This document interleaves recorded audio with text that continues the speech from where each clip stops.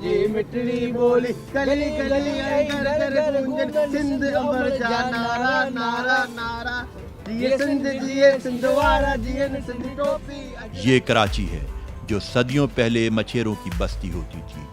آج بھی سندھ اور بلوچستان میں بسنے والے لاکھوں ماہی گیر ملک کی معیشت کا اہم جزو ہیں،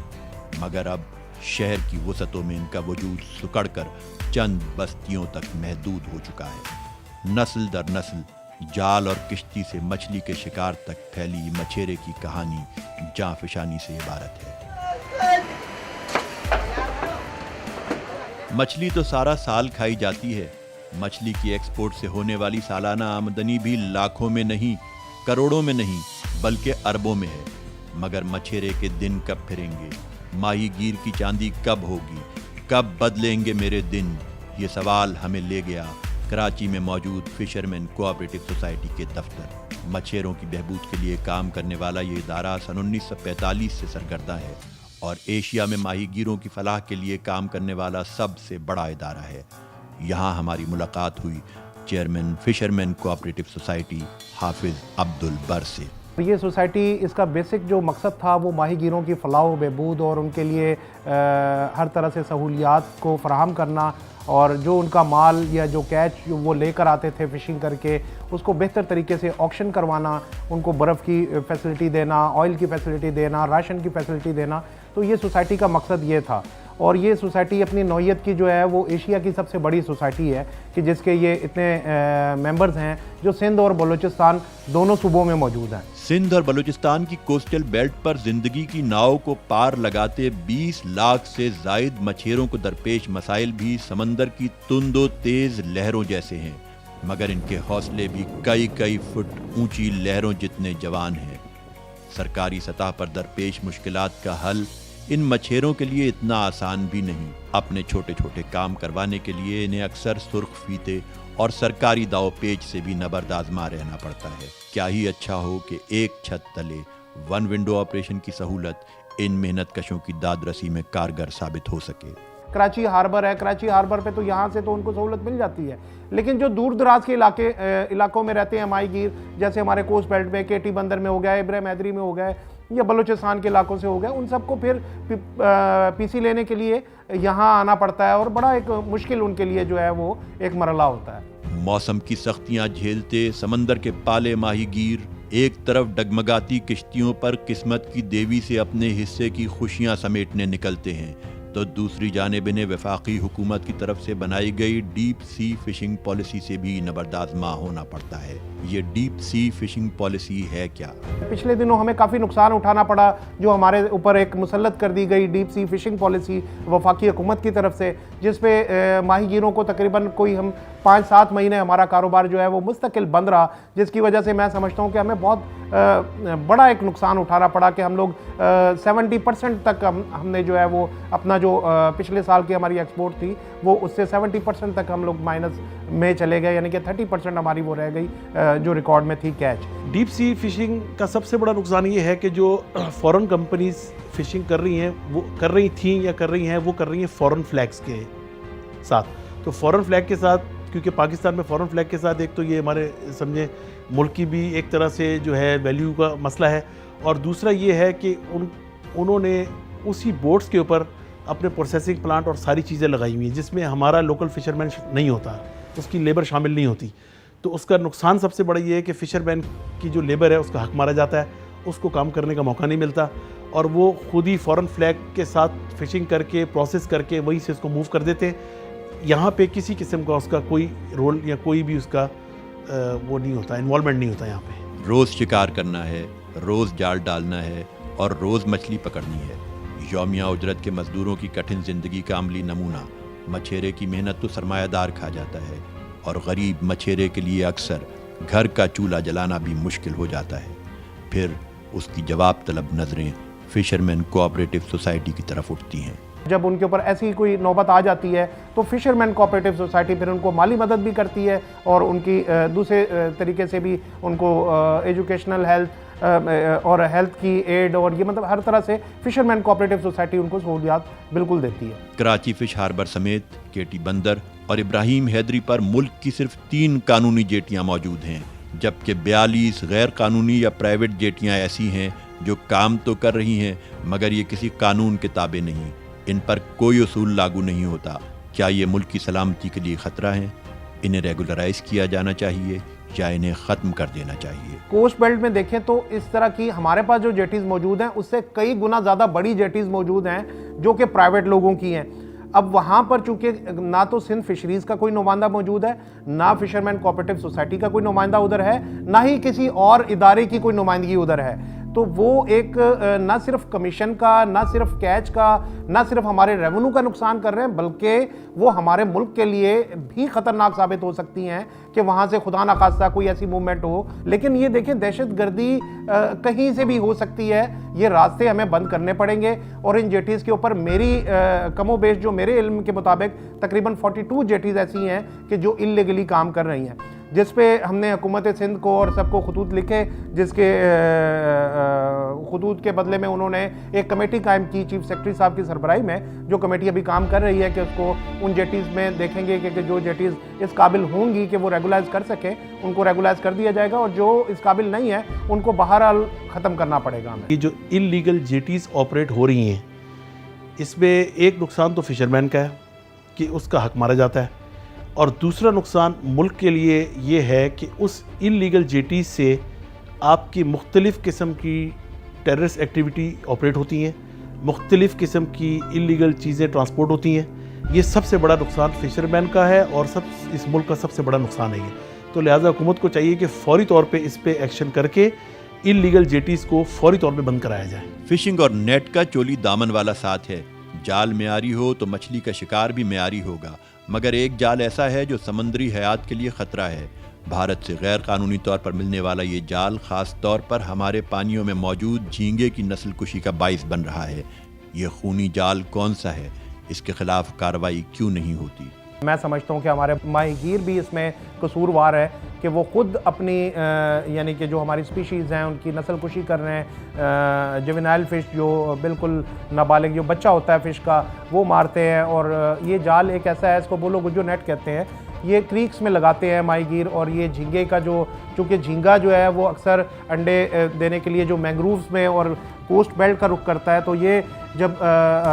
وہاں انڈے دیے جاتے ہیں جھینگے کے جو ہوتے ہیں تو یہ ایک بہت باریک نیٹ ہوتا ہے جس کو یہ لگا دیتے ہیں وہاں پر، اور اس کو انڈے کو جو ہے وہ جھینگے کے انڈے کو جو ہے وہ کیچ کرتے ہیں، اور کیچ کر کے اس کو سکھا کر اس کو بیچتے ہیں، تو وہ ایک 10 کلو کا جو باسکٹ ہوتا ہے وہ 3000 روپے میں بیچتے ہیں، 3 سے 4000 روپے میں بیچتے ہیں، جبکہ میں سمجھتا ہوں کہ اگر اس 10 کلو کا جو بالکل ایک چھوٹا سا دانہ ہوتا ہے جھینگے کا انڈے کا بالکل خسخس کے دانے کے برابر، اگر اس کو 3-4 مہینے گروتھ کرنے کے لیے دے دیے جائیں تو وہ 60 سے 70 کنٹینرز کا مال ہے۔ یعنی کہ اگر ماہی گیروں کے اندر اتنی اویئرنیس ہو تو وہ ذرا سے لالچ کے لیے وہ اتنا بڑا نقصان کر رہے ہیں کہ وہ آنے والی نسلوں کے لیے یہ جو ہے میں سمجھتا ہوں کہ یہ نسل کشی ہے، اس کو بہر صورت ہمیں روکنا چاہیے۔ اس کے لیے تمام وسائل، میری سندھ فشری سے بھی یہ درخواست ہے، میری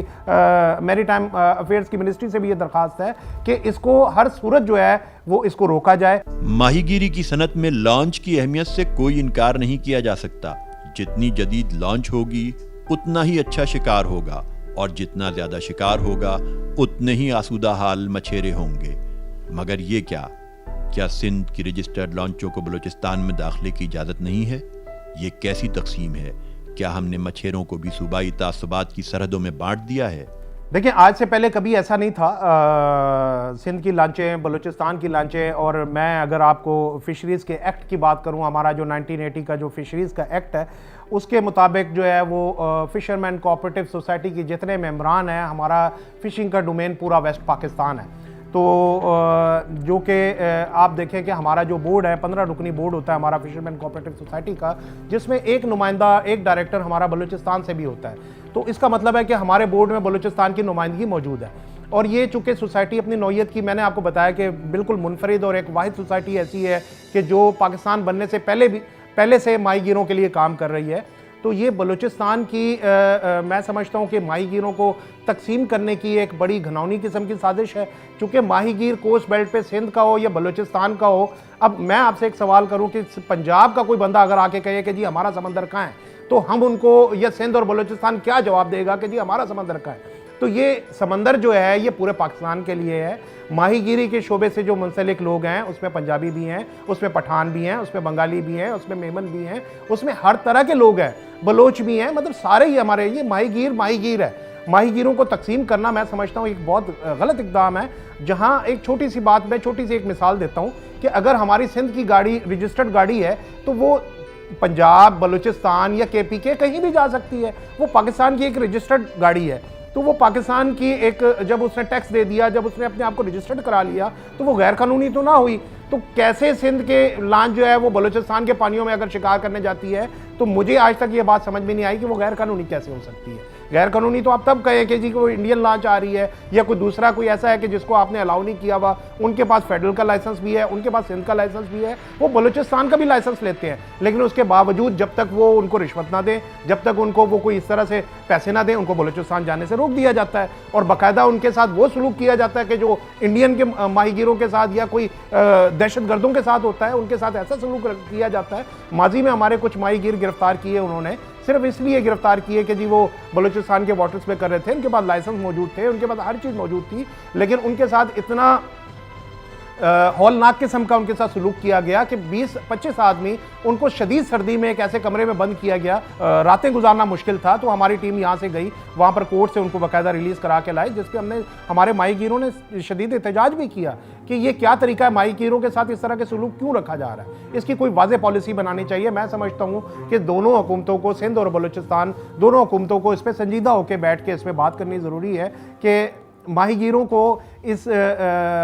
سیاست میں نہ ڈالا جائے، ان کو تقسیم نہ کیا جائے، ان کو ایک ہی رہنے دیا جائے. اور ماہی گیر چونکہ ہمارے، میں نے آپ کو جیسا بتایا کہ بلوچستان کے بھی ہیں، اور بلوچستان کے 90% ماہی گیر، بلوچستان کے 90% فشرمین اپنا کیچ ہمارے پاس سندھ میں لا کے فروخت کرتے ہیں.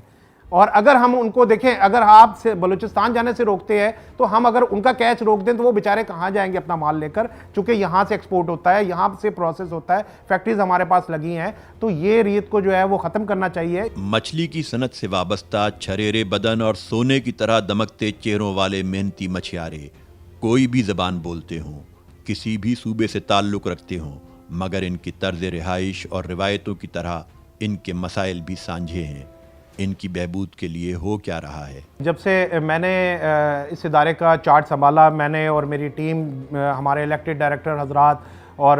ہمارے جو گورنمنٹ کے جو ڈائریکٹرز ہیں، الحمدللہ مجھے اس چیز پہ بڑا فخر ہے، اور میں بڑے فخر سے کہتا ہوں کہ ہم نے اپنی کیپیسٹی سے بڑھ کے کام کیے ہیں. ہم نے اس کوسٹ بیلٹ پہ میں نے تقریباً کچھ 4 سکولز ہیں ایسے کہ جو ہم نے کمپلیٹلی اڈاپٹ کیے ہیں. ان کے جو ایکسپینسز ہیں، ایک سکول میں اگر کوئی 200 کے قریب بچے ہیں تو ان کے سارے ایکسپینسز، ان کے یونیفارم، ان کے کورسز، ان کی فیس، مطلب جو بھی ان کی ضروریات ہے وہ ساری یہ سوسائٹی پوری کرتی ہے. اسی طریقے سے سوسائٹی نے 5 ڈسپینسریز بنائی ہیں کوسٹ بیلٹ پہ، شمس پیر پہ بنائی ہے، سال آباد میں، بابا آئیلینڈ پہ، بھٹ آئیلینڈ پہ اور کیٹی بندر پہ. تو یہ ہم نے ڈسپینسریز بنائی ہیں. ابراہیم حیدری میں ہم نے ایک سکول جو ہے اس پہ بنا کے دیا. کماڑی میں ایک کمپیوٹر سینٹر ہم نے بنا کے دیا. ماہی گیروں کی دیکھیں، ہم زیادہ جو میرا اور میری ٹیم کا جو فوکس ہے وہ ہیلتھ اینڈ ایجوکیشن کے اوپر ہے. دیکھیں، ماہی گیروں کی اگر کوئی قسمت بدل سکتا ہے تو وہ علم ہے، اور الحمدللہ ہم نے اپنے اس دور میں، میں سمجھتا ہوں کہ اب تک یہ 2.5 سالہ دور میں، 3 سالہ دور میں نے جو مجموعی طور پہ میں نے ویلفیئر دی کی وہ تقریباً کوئی 15 کروڑ روپے سے زیادہ ہے. ماہی گیروں کی بستی میں آپ کو ایک طرف جہاں تلخ بہت بندہ مزدور کے اوقات نظر آئیں گے، وہیں چھوٹی چھوٹی خوشیوں کو ایک جشن کی طرح منانے کی روایت بھی ملے گی. مچھیرن کی شادی میں رسمیں بھی اپنی اور رنگ بھی اپنے ہوتے ہیں. فشرمین کوآپریٹو سوسائٹی کے تحت اکثر اجتماعی شادیوں کی تقریبات کا بھی اہتمام ہوتا ہے. جتنی شادیاں، ان کے جو معاملات ہوتے ہیں اس میں انڈیویجلی طور پہ بھی فشرمین کوآپریٹو سوسائٹی ان کو جو ہے باقاعدہ شادی کے لیے ان کو باقاعدہ ہیلپ کرتی ہے، اور میں سمجھتا ہوں کہ ہمارے پاس تقریباً کوئی 2500 کے قریب کیسز ایسے ہیں کہ جو ہم نے اب تک شادیاں جو ہے وہ ان کے لیے ہیلپ آؤٹ کر چکے ہیں، ان کو شادی کے اس میں ایڈ میں، جو ہمارے پاس ریکارڈ میں موجود ہے۔ اب یہ اجتماعی شادیاں ہیں تو میں آپ کو ضرور اس میں دعوت دوں گا کہ یہ بڑا کلرفل ایونٹ ہوگا انشاءاللہ، اور ایک بڑی عزت کے ساتھ ہم اپنے ماہی گیروں کی بچیوں کو رخصت کریں گے۔ ماہی گیروں کو فشرمین کوآپریٹو سوسائٹی سے کیا کوآپریشن کرنا چاہیے؟ کیا وہ سب اس سوسائٹی کے ممبر ہیں؟ کیا سب برابر کی سہولتیں بھی پا رہے ہیں؟ جو ماہی گیروں کا دیرینہ مسئلہ تھا ممبرشپ کا، الحمدللہ وہ بھی اس دور میں کہ سن 2000 سے ممبرشپ بند تھی ان کی، اور ممبرشپ نہ ہونے کی وجہ سے ان کو بہت سارے مسائل اور مشکلات کا سامنا ہوتا تھا کہ وہ ان کو ویلفیئر لینے میں یا 10 چیزوں میں ان کو مشکلات ہوتی تھی کہ وہ سوسائٹی کے ممبر نہیں ہیں۔ الحمدللہ اب وہ مسئلہ بھی حل ہو گیا، اب ہم نے ممبر سازی جو ہے وہ شروع کر دی، اس کا ایک کرائٹیریا بنا دیا۔ جو پہلے فیز میں جو فوج شدگان ہیں جن کے باپ دادا آباء و اجداد تھے ممبر سے اور ان کے بچوں کو ممبرشپ نہیں مل سکی، چونکہ کافی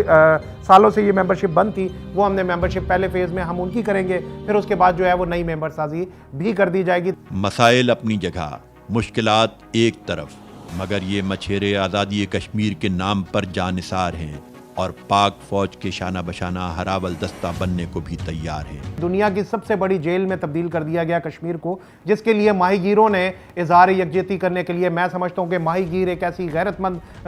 برادری ہے کہ انہوں نے اظہار یکجہتی کرنے کے لیے اپنی مدد آپ کے تحت یہاں پر ہم نے ایک جلسہ منعقد کیا تھا، جس میں کم از کم 15 سے 20 ہزار لوگ تھے، اور ان کا مطالبہ یہ تھا ہمارے ماہی گیروں کا کہ اگر پاکستانی فوج ہمیں اجازت دے تو یہ ہم ماہی گیر پاکستانی کی فوج کے طور پر کشمیر میں جا کے ہم اپنے کشمیری بھائیوں کی مدد کے لیے، ہم جا کے لڑنے کے لیے، مرنے کے لیے، ہر چیز کے لیے ہم لوگ تیار ہیں۔ فشرمین کوآپریٹو سوسائٹی میں پچھلے 3 سال کے دوران کیا اہم تبدیلیاں رونما ہوئی ہیں؟ کون کون سے نئے ڈپارٹمنٹ بنے ہیں؟ کیا ہم بین الاقوامی معیارات پر پورا اترتے ہیں؟ میں نے یہ سوچا کہ اس ہاربر کو انٹرنیشنل سٹینڈرڈ پہ کیوں نہ لے کے آیا جائے، اور اس پہ باقاعدہ ISO انٹرنیشنل سٹینڈرڈ آرگنائزیشن کی سرٹیفکیشن کیوں نہ لے لی جائے۔ تو اس کے لیے پھر میں نے جو ان کے کنسلٹنٹ تھے، ان کے لوگ تھے، ان سے میں نے جب مشاورت کی، اور اس پہ جو ہمیں دقت کا بھی سامنا کرنا پڑا، لیکن اس کے لیے پھر ہمیں ضروری ہم نے یہ سمجھا کہ اس میں جو ہے وہ ہمارے پاس آپ دیکھیں کہ کسی بھی آرگنائزیشن کو چلانے کے لیے آج کل کے دور میں بڑا ضروری ہے IT ڈپارٹمنٹ یہاں پر ہمارے پاس موجود نہیں تھا، ہم نے IT ڈپارٹمنٹ نیا بنایا۔ اس کے علاوہ پھر آپ دیکھیں کہ جو ہماری مین جو فش کی کیچنگ سے لے کر لینڈنگ، آکشن، اور پھر اس کے بعد اس کی پیکنگ، تو یہ ساری چیزیں ملا کے اس پہ کوالٹی کنٹرول کی بڑی ضرورت تھی۔ میں نے کوالٹی کنٹرول کا ایک ڈپارٹمنٹ نیا بنایا تاکہ کوالٹی کو مینٹین رکھا جا سکے، اس کی ہینڈلنگ کو مینٹین رکھا جا سکے، تو اس کے لیے کوالٹی کنٹرول کا۔ پھر اسی طریقے سے ان سب چیزوں کو مانیٹر کرنے کے لیے ہم نے کمپلین اینڈ مانیٹرنگ سیل، جو ایک میں سمجھتا ہوں کہ اس کی ضرورت تھی ادارے کی، کہ ان کے پر جو ہمارے ماہی گیروں کی جو کمپلینز ہوتی ہیں، جو مارکیٹس کی کمپلینز ہیں وہ، اور اس کے اوپر جو ادارے جو ہم نے نئے بنائے ان کے اوپر ایک مانیٹرنگ رہے، تو وہ ایک نیا سیل ہم نے کمپلین اینڈ مانیٹرنگ سیل بنایا۔ اور پھر آپ دیکھیں ظلم کی انتہا دیکھیں کہ یہاں پر جو اپائنٹمنٹ ہوتی تھی وہ وداؤٹ HR ڈپارٹمنٹ کی ہوتی تھی، یعنی کہ HR ڈپارٹمنٹ تھا ہی نہیں سرے سے۔ تو پھر ہم نے اپنے بورڈ سے منظوری لے کر اس کو ایک HR ڈپارٹمنٹ بنایا۔ تو یہ 4 ڈپارٹمنٹ ایسے، کوالٹی کنٹرول، IT، HR اور کمپلین اینڈ مانیٹرنگ سیل، یہ ڈپارٹمنٹ جو ہے وہ وقت کی ضرورت کو دیکھتے ہوئے، ISO کے سٹینڈرڈ کو مد نظر رکھتے ہوئے یہ ہم نے ضروری سمجھے کہ اس ادارے میں ہونے چاہیے، اور الحمدللہ اس کا بینیفٹ بھی آپ کے سامنے نظر آ رہا ہے کہ یہ جو فورن کنٹریز کے ساتھ ہمارے وینچرز ہو رہے ہیں اور یہ سب چیزیں ہو رہی ہیں، یہ سب IT، HR اور یہ ہمارے کوالٹی کنٹرول اور یہ سارے ڈپارٹمنٹ، یہ سمجھ لیں کہ یہ سب کی ایک ٹیم ورکنگ تھا، جس کی وجہ سے اس کا رزلٹ آج آپ کے سب کے سامنے ہے۔ نئی اور پرانی مینجمنٹ کا فرق آپ کے سامنے ہے، کیونکہ پرانی مینجمنٹ کے ٹائم میں ایکسپورٹ ہوتی تھی $325 ملین، اور اب نئی مینجمنٹ جب سے آئی ہے یہ ایکسپورٹ ہو گئی ہے $450 ملین اپروکسیمیٹلی۔ یہ فگر MFD والوں کے ہیں، ان کو آپ ویریفائی بھی کر سکتے ہیں۔ اور پرانی مینجمنٹ جو تھی وہ سسٹم سے کافی ہٹ کے کام کر رہی تھی، لیکن جو نئی مینجمنٹ ہے اس میں جو چیئرمین حافظ عبد البر صاحب ہیں، ان کی میکسیمم کوشش یہ ہوتی ہے کہ یار تھرو پراپر چینل اور لیگل طریقے سے جو بھی معاملات ہیں ان کو دیکھا جائے، ان کو کیا جائے، کیونکہ وہ خود ایک آلریڈی بزنس مین ہے تو ان چیزوں کو سمجھتے ہیں۔ تو ہم یہ سمجھتے ہیں کہ جس طریقے سے اور جس محنت سے نئی مینجمنٹ کام کر رہی ہے، اس ایکسپورٹ کو ہم جو ہے 1000 ملین تک انشاءاللہ ہمارا ایک ٹارگٹ ہے کہ $1000 ملین تک یہ ایکسپورٹ جو انکریز کرے گی انشاءاللہ۔ کئی دنوں کے لیے اپنی لانچ پر گہرے سمندر میں شکار کے لیے جانے والے مچھیرے ایک نئے عزم کے ساتھ سفر پر روانہ ہوتے ہیں۔ اچھا یہ جو ہماری بوٹ ہے یہ 5 دن ادھر رہے گی، 8 دن کا سفر ہے ہمارا، ادھر کھانا پکائیں گے، ادھر سب کچھ ہمارا وہیں ہوتا ہے، 5 دن کے بعد پھر واپس آتے ہیں، بڑی محنت کرتے ہیں، مچھی پکڑتے ہیں، جھینگا پکڑتے ہیں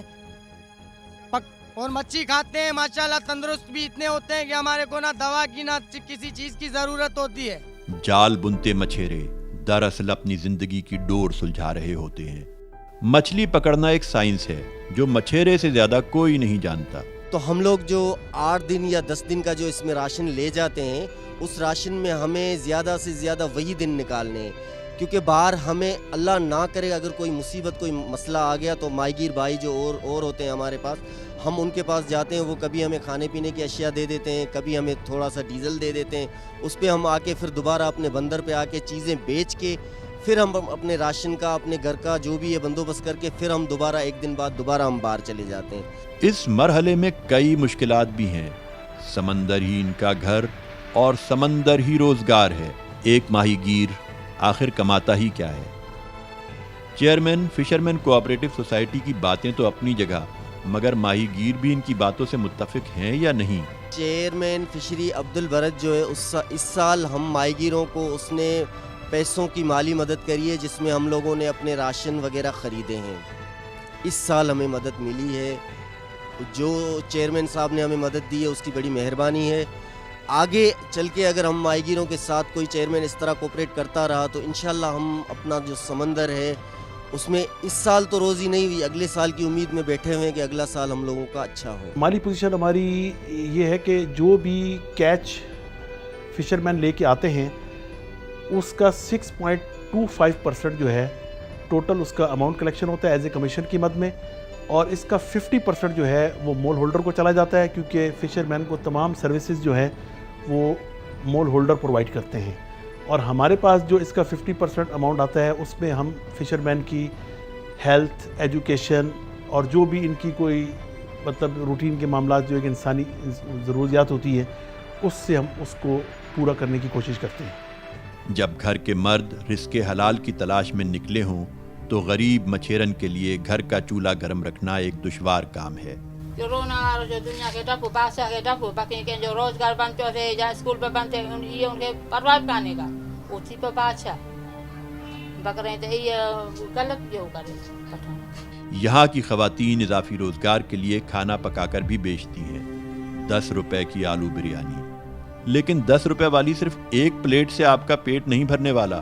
بوڑھی عائشہ کے ہاتھوں سے بنی بریانی کی کم از کم 2 پلیٹیں تو آپ کو ضرور ہی خریدنا ہوں گی۔ یہ مچھلی کی بچتی ہے۔ ٹھیک ہے، آپ کیا کر رہی ہیں ابھی؟ چاول بیچ رہی ہوں۔ ٹھیک ہے، آپ کے شوہر جو تھا وہ مچھلی کا کام کرتے تھے، کیا کرتے تھے؟ ہاں وہ مچھلی کا کام کرتا تھا۔ ٹھیک ہے، ابھی نہیں ہے۔ ٹھیک ہے، تو یہ چاول کتنے کا بیچتی ہیں آپ ایک پلیٹ؟ 10 روپے کا، 20 روپے کا، کتنا بس اسی سے گزارا ہوتا ہے۔ خرچہ کتنا آتا ہے اس پہ؟ خرچہ ہے 1600 1500 کا ہوتا ہے، کم ہوتا ہے تو 1500 کا ہوتا ہے، زیادہ ہوتا ہے تو 1600 1800 کا ہوتا ہے۔ تو آپ دن میں کتنے پیسے کما لیتی ہیں؟ دن میں 200-250 روپیہ۔ بدلتے زمانے کے ساتھ ماہی گیر خاندانوں میں بھی بیٹیوں کی تعلیم کا رجحان بڑھ رہا ہے۔ وسائل کم مگر حوصلے بلند ہیں۔ مچھیروں کی بستی سے نکل کر 8ویں جماعت کی پرعزم سائمہ ایک دن ڈاکٹر ضرور بنے گی۔ مائی نیم از صائبہ، میں یہاں ریڈی گوٹ میں رہتی ہوں۔ مچھیروں کی بستی میں ہمیں اتنی اچھی تعلیم دی جا رہی ہے جو شہر کے اور اسکولوں میں بھی اتنی اچھی تعلیم نہیں دی جا رہی ہوگی۔ یہ 400 سال پرانے مچھیروں کی بستی ہے۔ یہاں پر مشکلات بہت ہے، ہم تعلیم سے مشکلات کو ہرا دیں گے۔ میں بڑی ہو کر ایک اچھی ڈاکٹر بننا چاہتی ہوں اور مریضوں کا مفت علاج کروں گی انشاءاللہ، اور میں اپنے اسکول کا اور ہمارے سر کا نام روشن کرنا چاہتی ہوں۔ دنیا بھر میں فش ہاربرز ایک تفریح گاہ ہوتے ہیں جہاں لوگ سیر و تفریح کے لیے آتے ہیں، مگر کراچی کا فش ہاربر فی الحال تو بالکل ہی ایک الٹ منظر پیش کر رہا ہے۔ مگر حافظ عبدالبر کو یقین ہے کہ جلد वो कराची फिश हार्बर की किस्मत भी बदल देंगे। ये पाकिस्तान की तारीख में, फिशरीज़ की तारीख में पहली दफ़ा फॉरेन कंट्रीज़ के साथ हमारे पास यहाँ पर थाईलैंड के कौंसल जनरल आए, अपनी पूरी थाईलैंड की अपनी टीम लेकर आए, अपने एक्सपोर्टर्स लेकर आए और उन्होंने हमारे साथ एक जो है वो ज्वाइन हैंड किया और उन्होंने हमारे साथ बहुत सारे प्रोजेक्ट्स पे जो है वो इंटरेस्ट अपना शो किया कि हम आपके साथ मिल के जो है वो फिशरीज़ के साथ, आज अल्हम्दुलिल्लाह फिशरीज़ इस पोजीशन में है कि फॉरेन कंट्रीज़ जो है वो उनका इंटरेस्ट पैदा हुआ। वर्ल्ड बैंक की हमारे पास टीम आई, उन्होंने हमारे साथ कुछ $600 मिलियन का उन्होंने कहा कि जी हम आपके साथ मिलकर इन्वेस्टमेंट करेंगे और आपके इस हार्बर को पूरा जो है वो नए सिरे से इसको वो शक्ल देंगे। अल्हम्दुलिल्लाह हमने अपने तौर पर भी हार्बर की एक डेवलपमेंट शुरू करवा दी। हम चाहते हैं कि ये हार्बर आने वाले हमारे जो कराची के अवाम है उनके लिए एक ऐसा मिसाली हार्बर बन जाए कि लोगों के लिए पिकनिक स्पॉट भी हो। दुनिया के हार्बर होते हैं, लोग वहाँ पर जाते हैं, हमारे पास यहाँ पर एक हार्बर का एक ऐसा इमेज एक पेश किया हुआ था जो कि अब आपके ज़रिए मैं चाहता हूँ कि लोगों को दिखाया जाए कि अब ये एक नया फिशरीज़ है, एक नया हार्बर है कि जो आपके लिए यहाँ पर हम इंशाल्लाह रूफ टॉप रेस्टोरेंट्स भी देंगे, आपके लिए हम ऐसा कोई सी फूड फेस्टिवल भी करवाएंगे जिससे मैं समझता हूँ कि कराची की आवाम जो है उनके लिए एक बड़ा अच्छा पिकनिक स्पॉट भी बन जाएगा। क्या हम इस सिलसिले में चीन से भी कोई मदद ले सकते हैं? हमारे साथ इस वक्त हाल ही में एक चाइना का बहुत बड़ा ग्रुप है, फुजियान सी फूड,